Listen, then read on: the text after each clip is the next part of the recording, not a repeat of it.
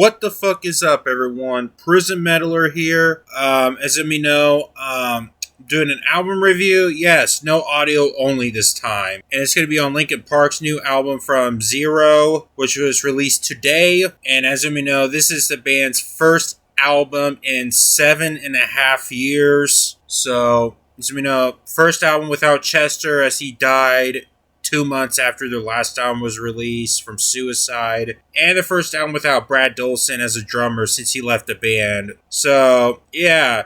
Now, I know I did a song review from The Emptiness Inside. Now, I know I said this before that I am extremely mixed on a female vocalist. I am very mixed on this direction they're going to. As you know, I do not like the idea of having a female vocalist replacing a male vocalist. I kind of find that woke. I know that may sound stupid as saying that, but that's how I feel. I feel like it's woke. I feel like Linkin Park's gone woke or something, or some shit like that.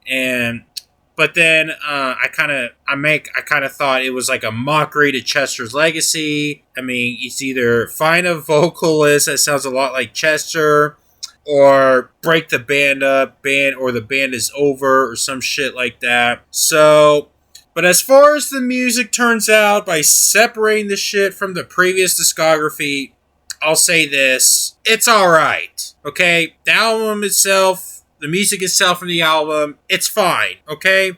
Now, on my review on The Emptiness Inside, I kind of gave it like a poor review on it.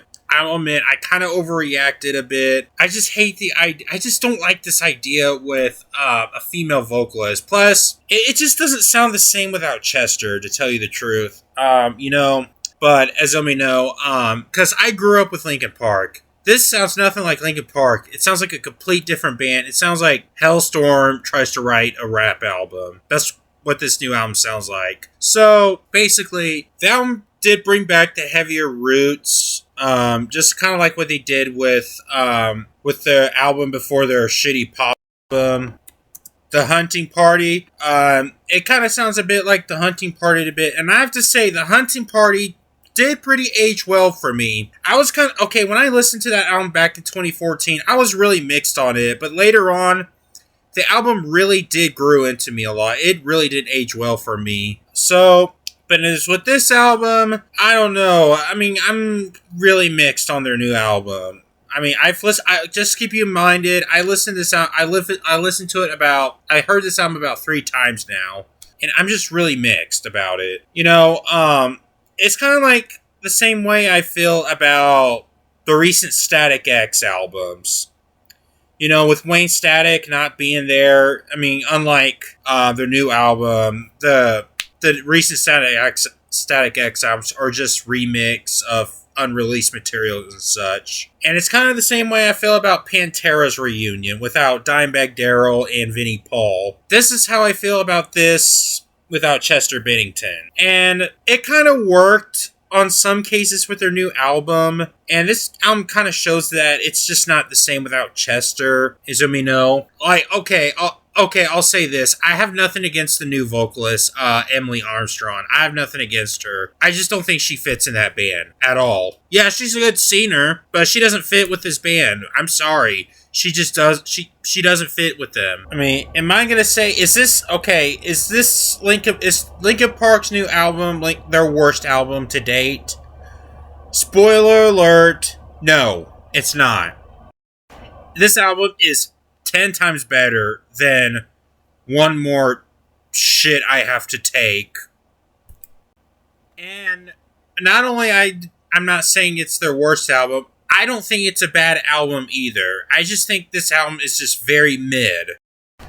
It's not a bad album, but it's not amazing either. I mean, it's not like a masterpiece or anything like that. It's definitely not one of their strongest. I would possibly say their most mid album to date, maybe. I don't know. I don't know how I would put this at, but because there are some moments I do quite enjoy on their new album. Like, I'll admit, the song I reviewed, The Emptiness, whatever that fucking song is called, The Emptiness Machine, that song, I'll admit, that song did kind of hit.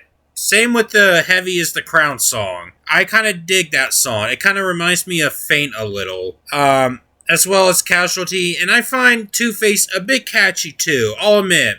I'm not gonna lie, those songs do kind of catchy, but and the other thing I kind of complained about the album is it's kind of overproduced at times. I kind of find this pretty overproduced at times, so that's one of those complaints I have. So yeah, mainly the majority of those songs I would go back to is those 4 songs I mentioned. I'm not saying they're amazing. They're not one of my favorite Linkin Park songs, and it's definitely not the highlight of Linkin Park. But those songs are just the highlight for the albums.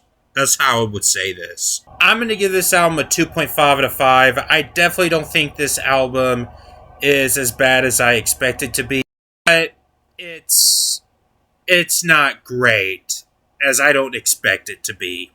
The reason why I said that is mainly because it kind of has this, I don't know, heartless sound, cold, missing sound from it, and it sounds like everything is missing from the album. And all of that, the reason why I'm saying that, it's mainly because Chester isn't there, you know? He's pretty much a key member to that band. Like, now, yes, I know what you're about to say. Yes, I know Chester is not the original vocalist for Linkin Park. However, he's the reason why Linkin Park is famous. If they didn't choose Chester Bennington as their vocalist, Linkin Park would not be famous at all. If they didn't hire Chester Bennington as a vocalist, it's just like what Corey Taylor did to Slipknot, or Phil Anselmo to Pantera, or Bruce Dickinson to Iron Maiden, or James LaBrie to Dream Theater, or Joey Belladonna to Anthrax. Like, if they didn't choose a singer that's turned out to be later successful, Linkin Park is one of those bands they choose another vocalist who helped the band become successful. And Chester Bennington is one of those people who did that. That's how I feel about it. And then there are some bands who, key members, that are the original members. Now, I know Chester's not the original vocalist, but I'm using those as examples. Because, again, I'm just bringing those bands up as examples. There are members, key members of the band that created the whole thing, original members. For example, there's It's Impossible for the band to move on without, for example, Lemmy Kilmister, Motorhead, or Dave Mustaine of Megadeth, or Trent Reznor of Nine Inch Nails, or Dave Grohl of Foo Fighters. If these 4 vocalists, whenever these 4 vocalists dies, then the band ends. Because there's no way those bands can continue on without them. And as with Linkin Park's new album, it pretty much shows that it just sounds like this band can't continue on without Chester. That's how I'm trying to say about it. It's just that Chester is not there. It's just if a band member dies, the whole band dies. Especially key members of the band, like original band members. For example, when Lemmy died back in 2015, Motorhead died. The band is over. Let's say, for example, when Dave Mustaine dies, then Megadeth will end. When Trent Reznor dies, then Nine Inch Nails will end. When Dave Grohl dies, then Foo Fighters will end. And that's how I feel with Chester Bennington's death. Despite him not being an original vocalist, Linkin Park pretty much died with him. That's how I feel about this new album. I'm just bringing those up as examples. And as with this album, continuing on without Chester, it partially worked in some cases. The reason why I'm saying that is mainly because I do prefer this album over 1,000 Suns and One More Light, because it's actually better than those 2 albums. Since I didn't like those 2 albums by Linkin Park, I kind of do prefer their new album over these 2. And then there's moments where it just sounds I don't know, I don't know how to say it's cynical or somewhat. I don't know how to explain this. It's just the other part on this album that don't work. It just sounds like a complete different band. Not only without Chester, despite having a female vocalist, which again before I'm just extremely mixed on, and I just do not like the idea of having it put on there. Even though she's a good singer, I just don't think she'll fit, and it just sounds like a complete different band. I think it's best if they probably change the band name or disband the band or have the band Linkin Park break up and change, or not Linkin Park, no, not break up, just like at least change the name to avoid any confusion, because that's what this kind of feels like to me when I listen to this album. And it's just something that I just can't shake with, you know? And guys, that's basically the review. Overall thoughts on this album. It's not a bad album, but it's not a good album either. It's kind of more like a personal thing to me. I mean, if you like this album, good for you. More power to you. But me, I mean, I do like things from this album, and there's certain things I don't. It's kind of like a 50-50 to me.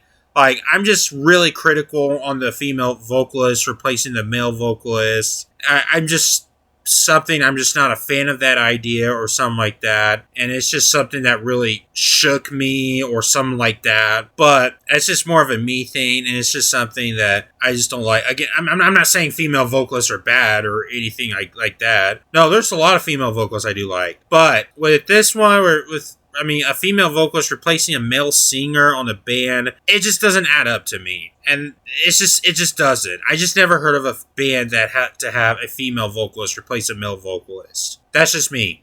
But yeah, guys, that's pretty much the review, so I hope you enjoyed it. But yeah, again, I do prefer this over 1,000 Suns and One More Lie. It's definitely better than One More Lie, because it brought back not the vocal, but not by vocals, but the instrumentation, it kind of did brought back the roots.